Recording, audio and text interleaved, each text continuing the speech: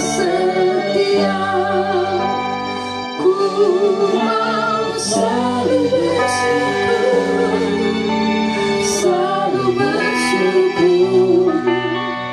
Kau Tuhan yang setia, yang selalu menopang. Ku mau selalu bersyukur, selalu bersyukur, Kau Bapa-Ku yang setia.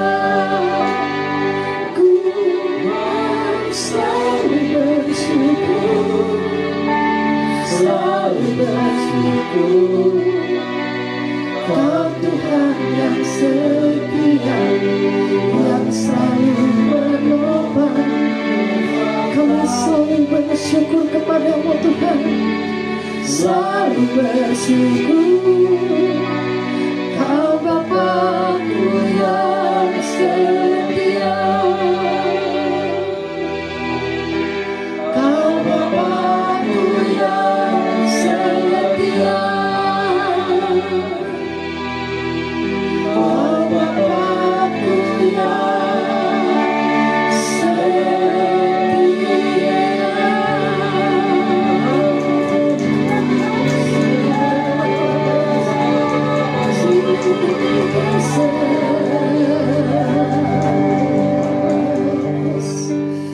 Mari sama-sama angkat tangan kita dan mulai sembah Tuhan.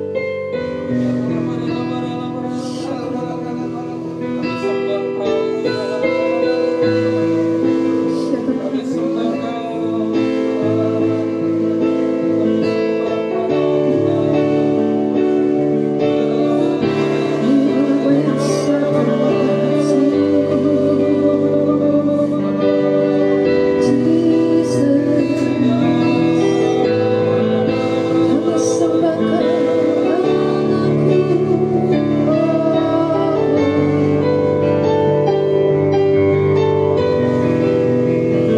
terima kasih Tuhan, terima kasih. Terima kasih Tuhan. Terima kasih Tuhan. Terima kasih Tuhan. Terima kasih. Terima kasih buat hadirat-Mu yang kami alami pagi hari ini Tuhan. Kami merasakan Engkau hadir dalam hidup kami, dimanapun kami berada saat ini. Kami yang sedang berada di rumah mengikuti ibadah live streaming ini, kami semuanya mengalami lawatan Tuhan. Berkati kami semua, urapi kami semua. Kami tahu di tengah-tengah situasi yang sulit ini, Engkau Allah turut bekerja untuk mendatangkan kebaikan buat kami semua. Terima kasih Tuhan Yesus. Di dalam nama Tuhan Yesus, kami akan duduk diam mendengarkan Engkau berbicara. Urapi anak-anak-Mu Tuhan, dimanapun mereka berada. Urapi hamba-Mu. Dalam nama Tuhan Yesus kami berdoa. Yang percaya sama-sama kita katakan amin. Baik, shalom Bapak Ibu Saudara umat Tuhan yang ada dimanapun kita berada saat ini. Shalom. Baik, kita tahu bahwa tema kita di tahun ini, tahun 2020, berbicara tentang tahun dimensi yang baru. Saudara, bicara tentang dimensi yang baru ini bicara tentang ukuran yang diperluas oleh Tuhan. Panjang, lebar. Artinya kekristenan kita itu nggak stuck. Saya nggak percaya kehidupan kekristenan itu stuck begitu, tapi terus bertumbuh. Hari lepas hari semakin dewasa, sehingga kita menjadi serupa dengan gambaran Tuhan. Yang setuju boleh katakan amin. Saudara, dan Tuhan memberikan kita kunci bahwa memasuki tahun dimensi yang baru ini, Tuhan memberikan kita kunci itu sepakat dengan Tuhan. Amin. Nah, artinya setiap analisa kita, cara berpikir kita, waktu kita mengambil keputusan dan bertindak, itu harus selaras dengan firman Tuhan. Amin. Nah, hari ini saya akan menyampaikan 3 hal yang Tuhan pesankan untuk kita dengar. Yang pertama itu bicara tentang masa depan. Yang kedua itu bicara tentang apa yang harus kita lakukan dengan keadaan hari-hari ini, keadaan sulit hari-hari ini. Mari kita mulai dengan yang pertama, yang Tuhan bicara sampaikan dalam hatiku untuk sampaikan kepada umat Tuhan, yaitu yang pertama bicara tentang inkubasi ilahi. Sama-sama katakan, masa inkubasi ilahi. Saudaraku, hal ini Tuhan berikan dalam hatiku dimulai dari tanggal 27 Maret kemarin, yaitu tepatnya hari Jumat. Roh Kudus mengingatkan saya untuk kita merenungkan dalam kitab Keluaran pasal 12, yaitu tentang perayaan Paskah. Kita tahu nanti tanggal 10 April kita akan merayakan Paskah yang saya sebut dengan Paskah kematian. Secara umum dikatakan sebagai Jumat Agung. Nah, apa yang Tuhan sampaikan tentang Keluaran pasal 12 ini? Saya ingin mengajak kita untuk membuka Alkitab dalam Keluaran pasal yang ke-12.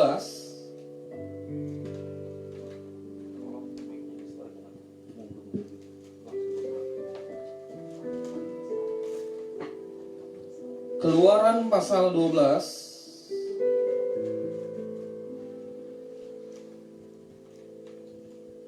Saya baca dari ayat yang pertama untuk kita dengarkan bersama-sama.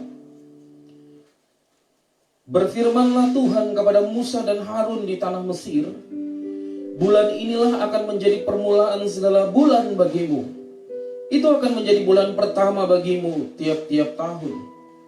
Katakanlah kepada segenap jemaah Israel, pada tanggal 10 bulan ini diambilnyalah oleh masing-masing seekor anak domba menurut kaum keluarga, seekor anak domba untuk tiap-tiap rumah tangga.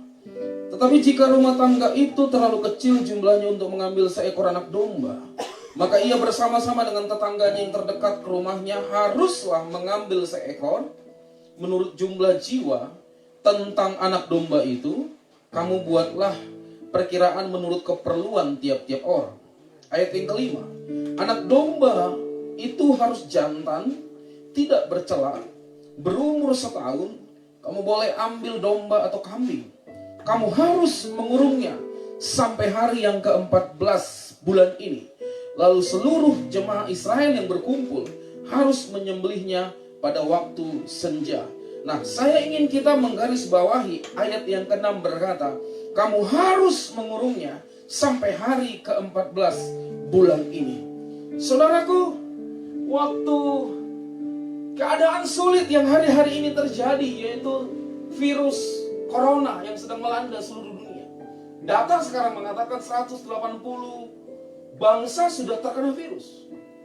Hari ini, lebih dari 180 negara sedang mengalami hal yang sulit ini. Nah, pemerintah kita memutuskan pada waktu pertengahan bulan Maret kemarin, memutuskan untuk menghimbau seluruh masyarakat sudah mulai untuk mengurangi aktivitas.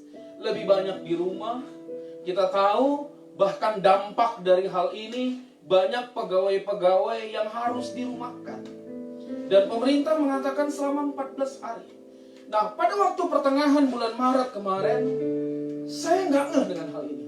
Tapi ketika saya bangun pagi tanggal 27 Maret kemarin, Tuhan ingatkan saya tentang hal ini dan saya renungkan lebih dalam. Betul ya Tuhan, ini bukan sebuah kebetulan. Nah, kita tahu bahwa tuntunan Tuhan buat kita akan puasa sampai tanggal 9 April, berarti 1 hari sebelum Paskah atau Jumat Agung. Saudaraku, kalau kita mundur dari, kita hitung rentang waktunya 27 Maret sampai dengan tanggal 9 April, itu jumlahnya 14 hari. Nah, pertanyaannya, apakah ini sebuah kebetulan? Saya jawab tidak. Karena buat orang percaya tidak ada yang kebetulan. Sekali lagi saya katakan, buat orang percaya itu tidak ada yang kebetulan. Nah, dalam hal ini dikatakan di dalam Alkitab bahwa setiap orang pada waktu Paskah nanti harus membawa korban berupa hewan. Boleh kambing atau domba. Dan ada syarat, saudaraku. Harus tidak bercacat celah, Tidak ada celah, tidak boleh timpang, tidak boleh kulapan. Harus tidak bercelah. Itu yang pertama. Yang kedua, apa yang dikatakan firman Tuhan? Harus jantan. Yang ketiga, harus berusia 1 tahun. Saudara dengar baik. Ini adalah ketetapan-ketetapan untuk korban yang dibawa kepada Tuhan.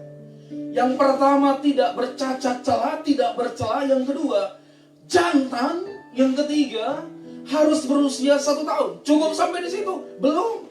Alkitab menegaskan bahwa hewan ini harus dikurung selama 14 hari. Nah, apa yang dimaksud dengan masa inkubasi dari pengertian ini yang Roh Kudus taruhkan?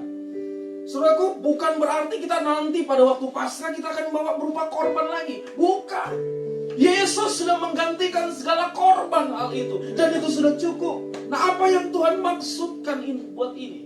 Nah, Roh Kudus berikan pengertian tentang masa inkubasi ilahi, yaitu sebuah rentang waktu, suatu rentang waktu. Saya terjemahkan dari tanggal 27 Maret sampai dengan tanggal 9 April. Ini rentang waktunya. Di mana dalam masa rentang waktu ini Tuhan akan mengkondisikan hidup kita yang hidupnya bergantung, berharap hanya kepada Tuhan untuk mengalami pemurnian secara roh, jiwa, dan tubuh sampai memunculkan tunas ilahi dalam hidup kita untuk mempersiapkan kita menjadi pelaksana firman-Nya pada zaman ini. Dengar baik. Kalau kita hidup pada zaman ini, kita bukan ditetapkan untuk binasa, tetapi kita ditetapkan untuk menjadi pelaksana firman Tuhan, menggenapi janji-janji Tuhan sampai Yesus datang untuk kali yang kedua. Saudara dengar baik, Tuhan Allah tidak pernah menciptakan kita itu ece-ece, bahasa saya begitu, biasa-biasa. Dia nggak iseng. Dia ciptakan kita luar biasa. Saudara mau kulit putih, kulit hitam, rambut keriting, rambut lurus, mau gemuk seperti saya, ada yang kurus, yang ramping. Dengar baik, Allah ciptakan kita itu serupa dan segambar.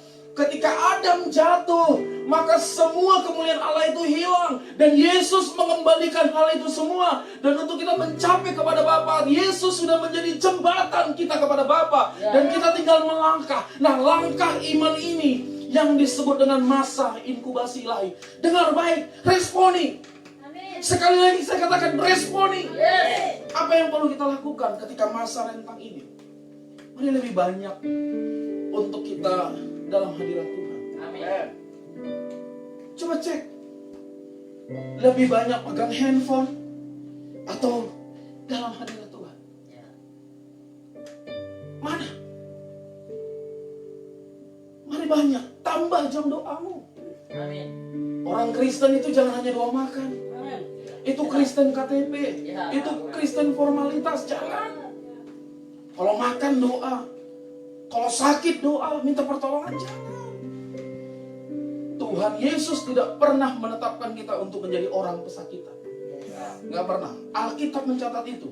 Dia sudah menanggung segala sakit penyakit kita. Yang setuju boleh katakan amin. Apa yang perlu kita lakukan dalam masa ini? Menambah jam doa. Dan pada waktu kita menambah jam doa kita, mesbah hubungan kita dengan Tuhan, yang terjadi adalah Roh Kudus akan datang mendekat, terus berbicara kepada kita. Dan hati kita menjadi sarana untuk Allah bicara. Saya mau beritahu, jangan sangkal hati nuranimu. Lakukan apa yang Tuhan katakan melalui hatimu. Setelah itu apalagi yang perlu kita lakukan? Banyak baca firman Tuhan. Perkatakan. Kita sudah mengerti bahwa karena kita percaya firman Tuhan, maka kita perlu berkata.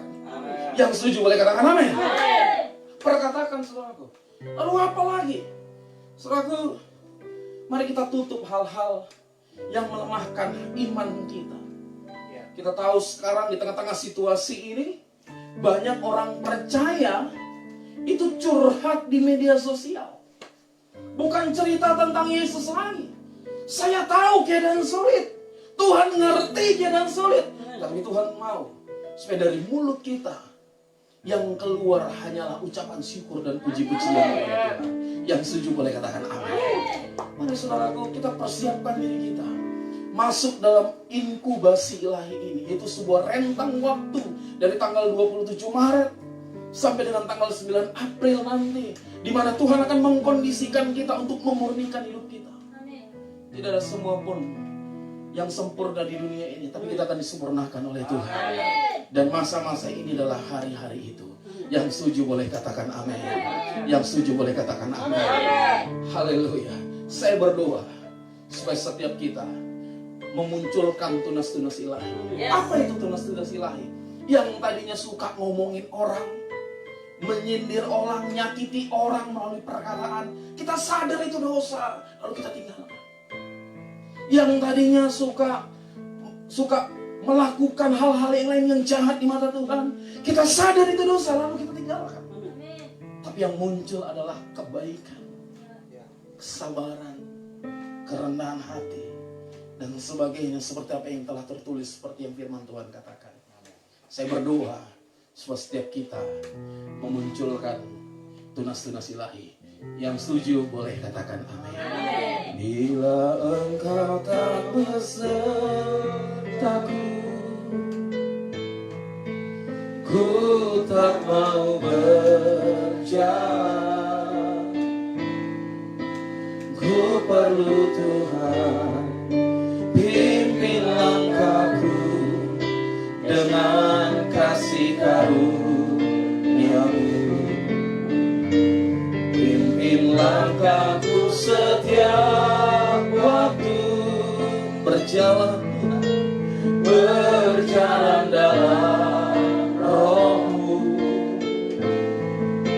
Nyatakan Tuhan kemuliaan-Mu, dan berjalanlah denganku. Ada berapa banyak yang mau berjalan bersama dengan Tuhan? Kalau saudara mau berjalan dengan Tuhan, mari katakan ujian ini menjadi komitmen kita. Angkat tangan kita. Bila engkau tak besertaku, kami tidak mau berjalan Tuhan. Ku tak mau berjalan. Katakan ku perlu Engkau, ku perlu Engkau. Pimpin langkahku dengan kasih karunia-Mu. Pimpin langkahku setiap waktu, berjalan dalam Roh-Mu. Nyatakan Tuhan kemuliaan-Mu, dan berjalanlah denganku.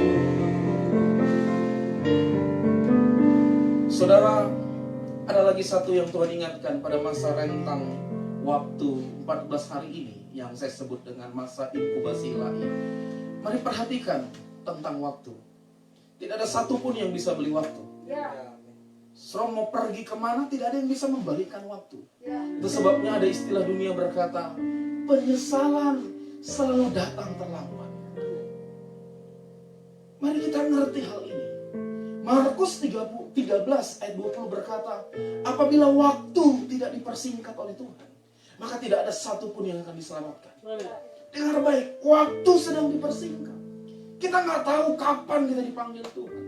Hiduplah sama seperti engkau, tinggal 1 hari lagi engkau akan dipanggil Tuhan. Supaya kita berjaga-jaga, berjalan dalam kekudusan demi kekudusan. Perhatikan waktu. Saudaraku, apa yang kita putuskan hari ini, kita akan terima di depan. Jangan ada penyesalan. Sekali lagi, izinkan Tuhan melawat hidup kita, supaya kita bisa melewati masa-masa ini bersama dengan Tuhan. Yang percaya boleh katakan amin. Yang percaya boleh katakan amin. Yang percaya boleh katakan amin. Kasih Tuhan tak berkesudahan, tak habis-habisnya, habis-habisnya rahmat-Nya. Selalu baru setiap pagi, baru setiap pagi. Besar setiamu Tuhan, besar setia. Itu yang pertama, saudara. Yang kedua, pesan Tuhan buat kita yang akan saya sampaikan, yaitu bicara tentang mengatasi rasa takut. Saudara, kalau kita lihat keadaan di dunia saat ini, itu kebanyakan yang diupload status di media sosial itu bicara tentang rasa takut. Saya ketemu dengan beberapa orang percaya, bahkan dia melayani Tuhan, saudara. Waktu dia upload itu bicara tentang firman, nggak perlu takut. Tapi ketika kami ngobrol itu memang takut, saudara. Ngalami ketakutan. Saat ini dunia itu lagi sedang dilanda ketakutan. Ada beberapa hamba Tuhan yang berkata bahwa virus ini ditunggangi oleh maut dan kerajaan maut. Dan itu sah-sah saja. Karena Alkitab juga berkata demikian. Maut dan kerajaan maut, saudara. Kitab Wahyu mengatakan demikian. Nah, saya ingin mengajak kita bagaimana mengatasi rasa takut di tengah-tengah keadaan yang genting saat ini. Karena tidak ada lagi satu tempat yang paling aman kecuali dalam hadirat Tuhan. Amin. Mari kita belajar dari kitab 2 Tawarik pasal 20 ayat yang ke 1 sampai 3. Saya baca buat kita terlebih dahulu. Haleluya.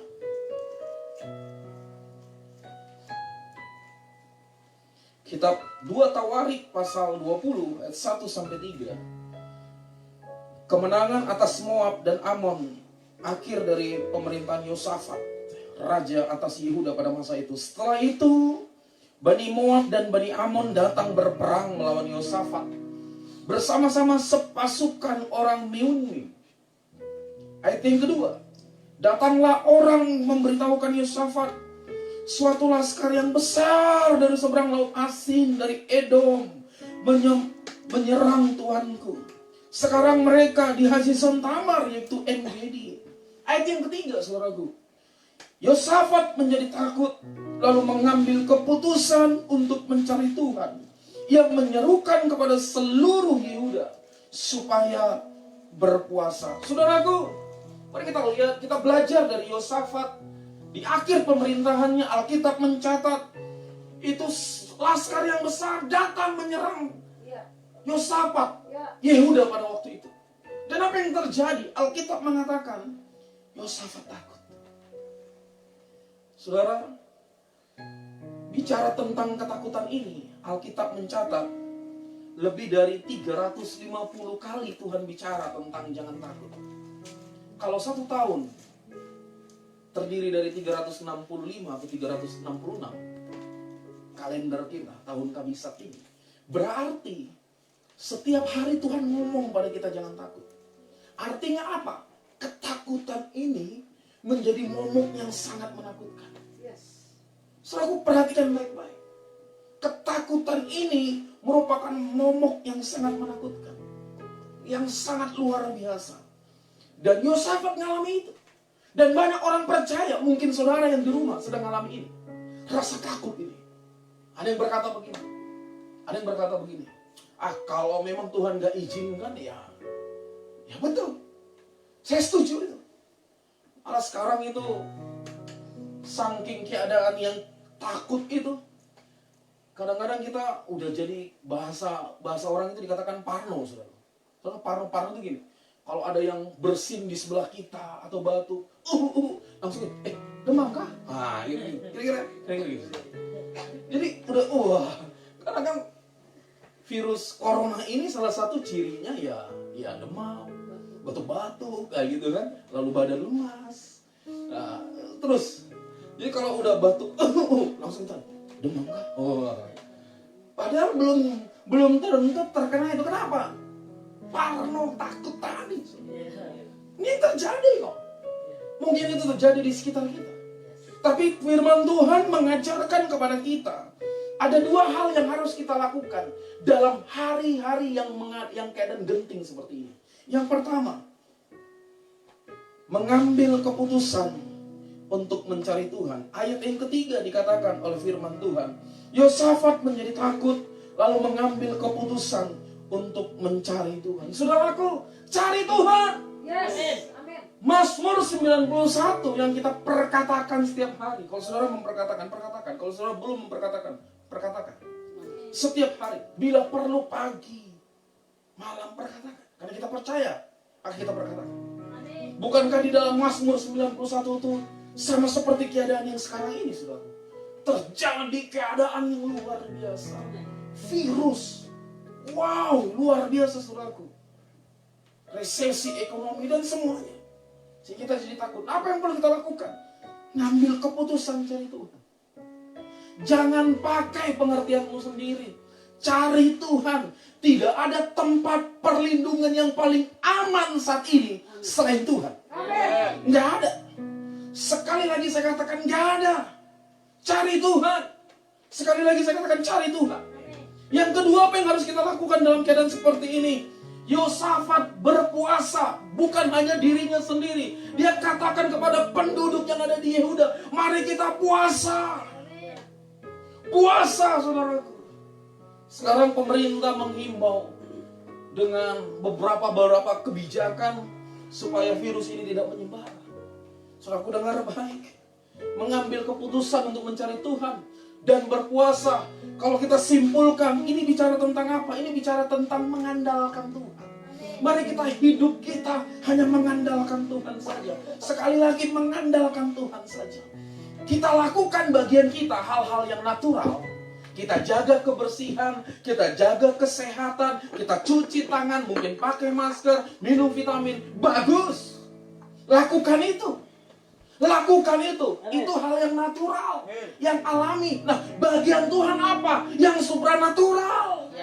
Itu bagian Tuhan. Itu sebabnya saya sangat setuju. Kalau Tuhan gak izinkan, dengan catatan kita sudah lakukan bagian kita. Yang setuju boleh katakan amin. Kita sudah lakukan bagian kita. Maka tidak ada satupun badai apapun yang akan bisa datang menampak kita. Andalkan Tuhan. Yeremia 17 ayat 7 sampai 8 berkata, diberkatilah orang yang mengandalkan Tuhan, yang menaruh harapannya pada Tuhan. Ia akan seperti pohon yang ditanam di tepi air, yang merambat akar-akarnya ke tepi batang air dan tidak mengalami datangnya panas terik, yang daunnya tetap hijau, yang tidak khawatir dalam tahun kering. Artinya apa? Keadaan ekonomi sulit, dia nggak perlu khawatir dan tidak berhenti untuk menghasilkan buah. Diberkati orang yang mengandalkan Tuhan. Yang setuju boleh katakan amin. Tetapi sebaliknya, saudara, ayat yang kelima dan keenam, firman Tuhan berkata, terkutuklah orang yang mengandalkan manusia, yang mengandalkan kekuatannya sendiri, yang hatinya menjauh daripada Tuhan. Ia akan seperti semak bulus di padang belantara. Ia tidak akan mengalami datangnya keadaan baik. Dikatakan apa? Ia tidak akan mengalami datangnya keadaan baik. Ia akan tinggal di tanah angus, di padang gurun, di negeri padang asin yang tidak berpenduduk. Saudaraku, andalkan Tuhan. Di tengah-tengah begini, andalkan Tuhan. Lakukan bagian kita, kita doa, jaga kebersihan, hidup sehat. Lakukan. Lakukan. Sekali lagi saya katakan lakukan. Biarkan Tuhan lakukan bagiannya. Apa bagian Tuhan? Melakukan hal-hal yang supernatural. So, aku banyak kejadian hamba-hamba Tuhan dipanggil Tuhan. Itu seizin Tuhan. Betul. Tapi ada janji Tuhan yang lain buat kita. Dia nggak pernah berkata kalau kau ikut aku kasih harta. Dia nggak pernah. Kalau Yesus pernah menjanjikan itu, semua orang akan jadi Kristen, saudara. Tapi Yesus berkata apa? Dia janjikan apa? Dia janjikan kesembuhan. Amin. Dia janjikan keselamatan. Perubahan hidup kita menjadi lebih baik. Bicara tentang apa? Karakter kita. Waktu engkau izinkan Yesus masuk dalam hidupmu, engkau gak akan pernah sama lagi. Sekali lagi saya katakan, engkau gak pernah sama lagi. Di tengah-tengah ketakutanmu, mari hidup mengandalkan Tuhan. Sekali lagi boleh katakan amin. Menyenangkanmu, senangkanmu, hanya itu kerinduanku.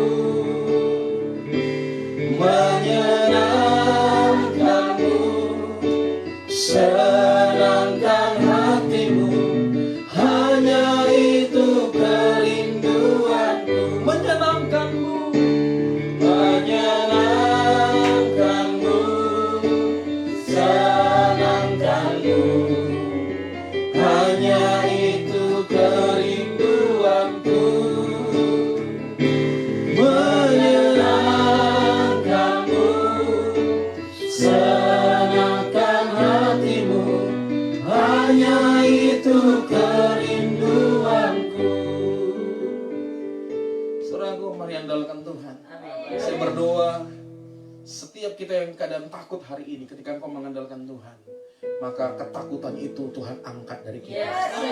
Alkitab berkata, Allah itu kasih, dan di dalam kasih tidak ada ketakutan. Saya mau beritahu, ini sebuah statement saya yang saya katakan dimanapun saya berada. Saya, Rolly Okten Silaban, lahir 17 Oktober 1980. Tuhan tahu kapan saya harus dipanggil Tuhan. Boleh lewat apa saja, di mana saja. Caranya bagaimana saya nggak tahu. Tapi bagian saya adalah saya melakukan apa yang harus kukerjakan supaya berkenan di hadapan Dia. Demikian juga kita semua. Saya berdoa supaya ketakutan itu Tuhan angkat. Yang ketiga, yang Tuhan bicarakan, Tuhan sampaikan kepada saya untuk saya sharingkan kepada setiap kita di tengah-tengah keadaan seperti ini. Saudaraku, yang ketiga, melewati masa krisis secara jasmani, ekonomi. Saudaraku, kalau kita baca dalam kitab Kejadian pasal 26 ayat yang pertama, firman Tuhan berkata begini. Maka timbullah kelaparan di negeri itu. Ini bukan kelaparan yang pertama yang telah terjadi pada zaman Abraham. Sebab itu Ishak pergi ke Gerar kepada Abimelek, raja orang Filistin. Nah, saudaraku, Alkitab berkata dalam kitab Kejadian pasal yang ke-26 bahwa ada sebuah tragedi kelaparan pada zaman itu. Semua mengalami kesusahan persis seperti kita hari-hari ini. Corona ini penyebabnya, tapi dampak dari corona ini ada sebenarnya. Apa? Resesi. Terjadi keadaan sulit secara global ekonomi. Sudah tahu, saya banyak dengar dari anak-anak rohani saya, ada yang dirumahkan, yang jumlah total para tenaga kerjanya 10.000 yang dirumahkan dalam kurun waktu 2 minggu itu aja sudah hampir dari 4.000. So, bisa bayangkan. Dan ini ke yang lain-lain juga. Ada yang sampai tutup. Wah, ini terjadi, saudara. Terjadi. Nah, Tuhan mengingatkan saya di keadaan ini sama seperti keadaan yang dialami Ishak pada waktu itu. Dan Allah bicara kepada Ishak 2 hal yang harus dilakukan Ishak supaya dia terlewat dari keadaan sulit secara ekonomi ini. Yang pertama, Tuhan berbicara dari ayat yang kedua. Lalu Tuhan menampakkan diri kepadanya serta berfirman, janganlah pergi ke Mesir. Diamlah di negeri yang akan kukatakan kepadamu. Yang pertama, kita belajar dari kisah ini. Firman Tuhan berkata apa? Jangan pergi ke Mesir. Artinya Mesir bukan Mesir yang kita tahu saat ini. Mesir itu bicara tentang cara-cara dunia yang tidak sesuai, selaras dengan firman Tuhan. Berdagang yang benar, jangan tidak benar. Amin. Lakukan pekerjaan yang benar, cara-cara yang benar. Jangan cara yang tidak benar. Jangan pakai cara-cara Mesir. Banyak orang dalam keadaan sulit begini bukan pakai cara Tuhan, tapi pakai cara dunia. Sudah tahu ini yang terjadi hari-hari ini. Saya berdoa tidak ada dari antara kita yang memakai cara-cara dunia.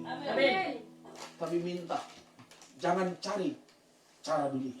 Yang kedua, apa yang dikatakan Tuhan kepada Ishak pada waktu itu? Ayat yang ke-12, firman Tuhan berkata dalam kitab Kejadian pasal 26.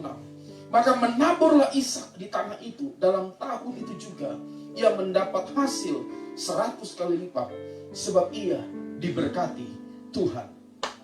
Saudaraku, saya termasuk hamba Tuhan yang lantang bicara tentang keuangan. Karena di hari-hari ini Tuhan banyak bicara tentang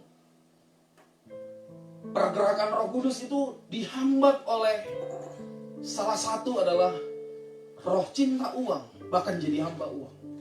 Dimulai dari cinta uang, jadi hamba Tuhan, menjadi hamba uang. Maksud saya, apa ciri-ciri orang yang cinta uang? Kikir, pelit.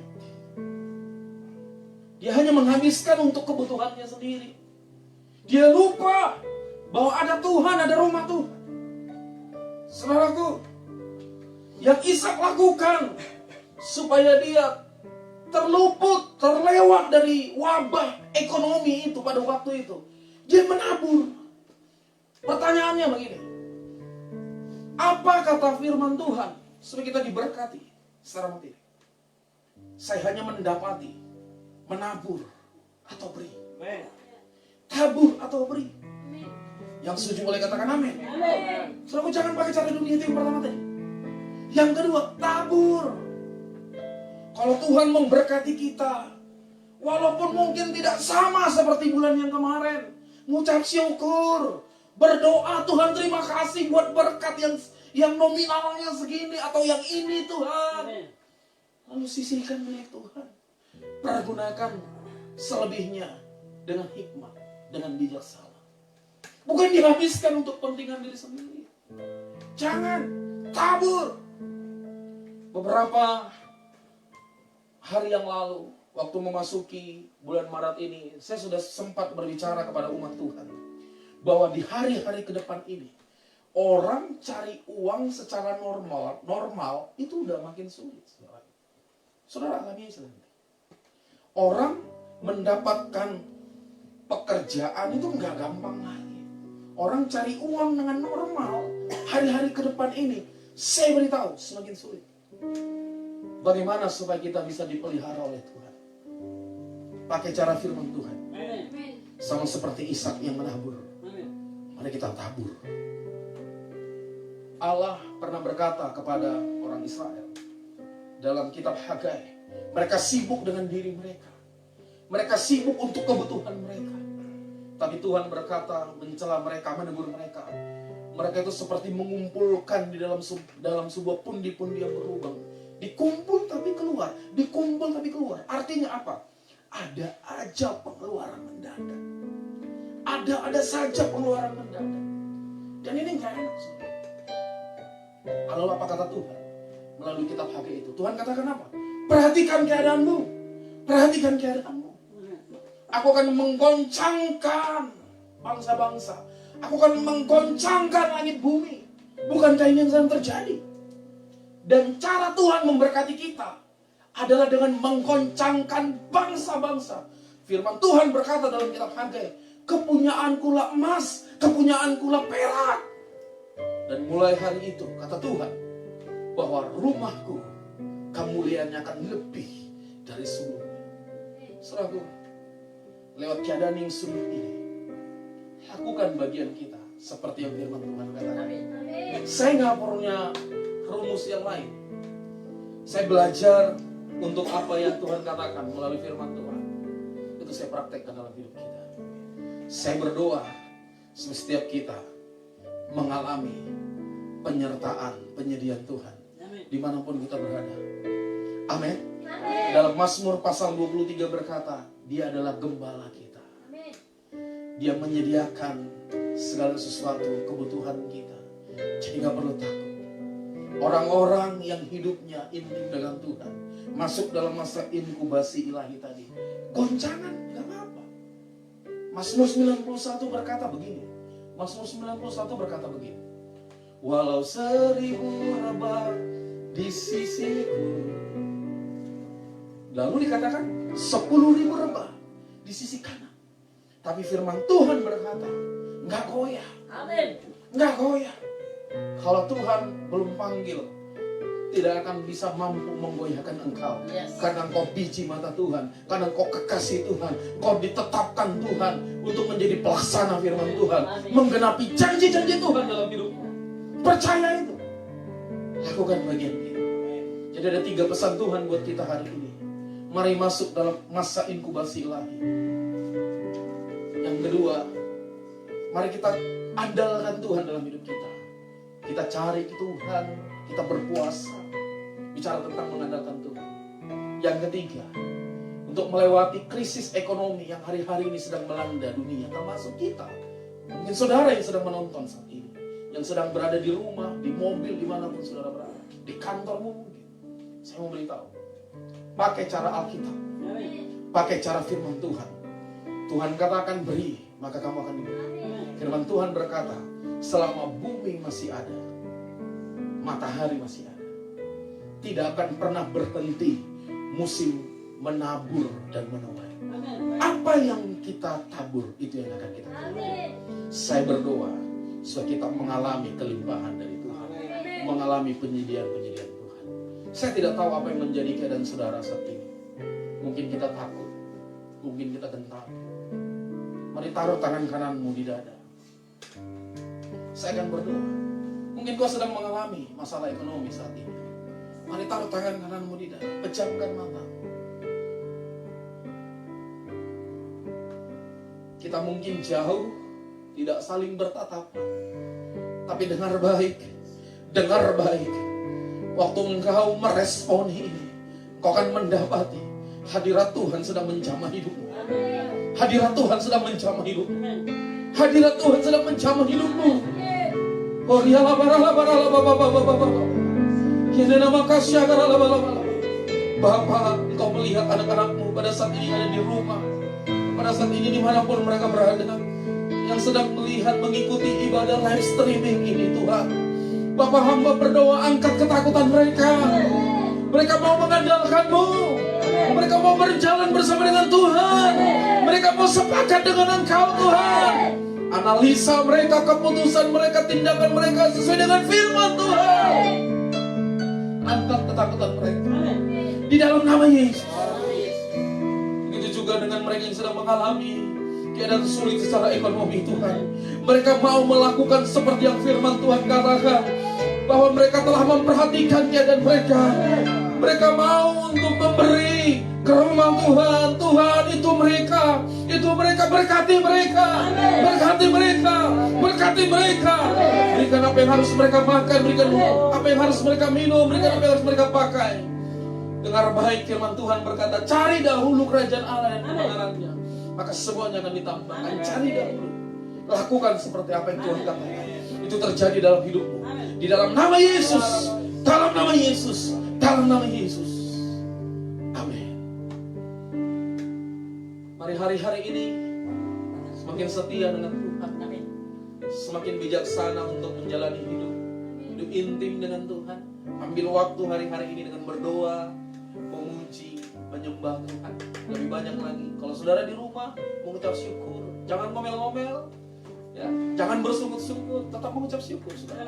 Karena firman Tuhan berkata di balik pengucapan syukur kita ada kuasa yang membuat kita semakin disegarkan, dikuatkan oleh Tuhan. Saya berdoa supaya setiap kita dimanapun kita berada, umat-umat Tuhan yang Tuhan percayakan untuk kugembalakan, dimanapun kau berada, di Denpasar, di seluruh Bali, sampai di Nusa Tenggara Timur, Tuhan memberkati hidupmu, diluputkan dari segala sakit penyakit, dari para-para bahaya. Tuhan menyediakan apa yang menjadi kebutuhanmu di dalam nama Tuhan Yesus. Mari kita pecahkan mata kita sekali lagi dan kita akan terima berkat Tuhan. Angkat kedua tangan, terima berkat Tuhan. Tuhan memberkati dan melindungi engkau.